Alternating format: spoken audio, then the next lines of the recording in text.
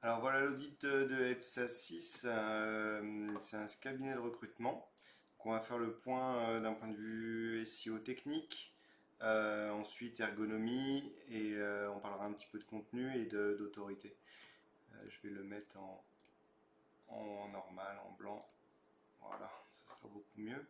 Au niveau du design, il est plutôt bien fait, assez simple d'utilisation. Le menu ici est assez facile d'utilisation. Sur mobile, c'est intéressant aussi.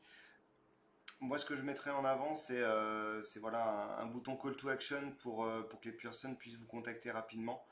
Euh, alors c'est peut-être ça, oui, alors sur les réseaux sociaux, mais moi je parlais plus d'un numéro de téléphone. Voilà, en un clic on peut vous appeler, surtout sur mobile, c'est important d'avoir ça. Et là typiquement quand on est ici sur cette page-là, on n'a pas de possibilité de vous appeler rapidement. Voilà ce que je mettrai en place sur la partie mobile. Pareil, hein, sur la partie desktop, on peut mettre un call to action fixe en bas qui fait de l'appel à l'action intéressant à mettre en place. Sur l'aspect technique, donc ce que j'ai pu identifier, c'est un problème de chargement de vitesse. Donc ici, on est à 51 en performance. Je n'ai pas regardé, mais je crois que c'est un WordPress. Oui, c'est un WordPress. Donc les sites WordPress généralement sont assez lourds à charger. Ça s'optimise, hein, mais il faut au moins aller chercher les 80-90 en performance, ça serait bien. Là, on est pratiquement à 7 secondes, 7-8 secondes pour le chargement total du site sur mobile. Je regarde pas le bureau hein, parce que Google ne le regarde plus, il regarde principalement le mobile. Au niveau des contenus, ce que j'ai pu voir, euh, c'était assez faible en termes de contenu. Vous voyez, cette page-là, par exemple, expertise, on a 129 mots, donc c'est vrai que c'est un petit peu léger.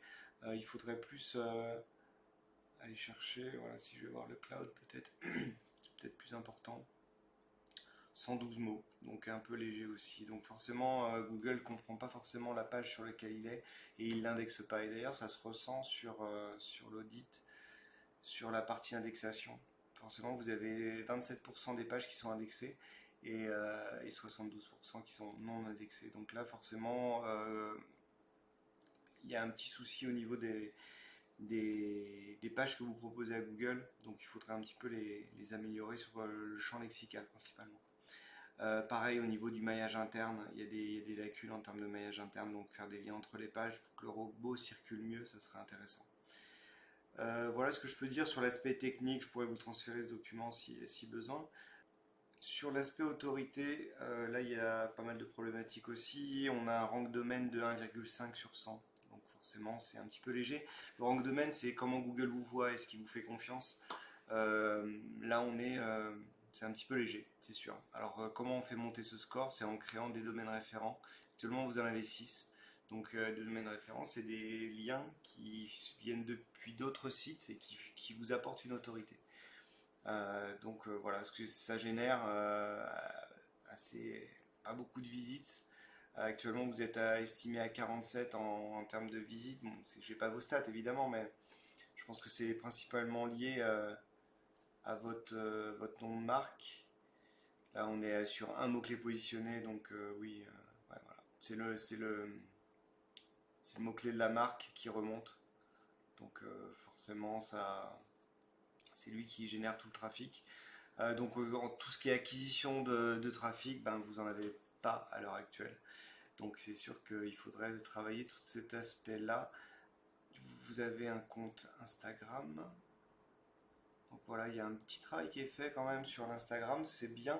C'est peut-être pas forcément sur la partie Instagram que je vous verrai, vu que vous travaillez pas mal sur du cloud, sur des choses qui sont assez techniques. Donc pourquoi pas développement, tout ça.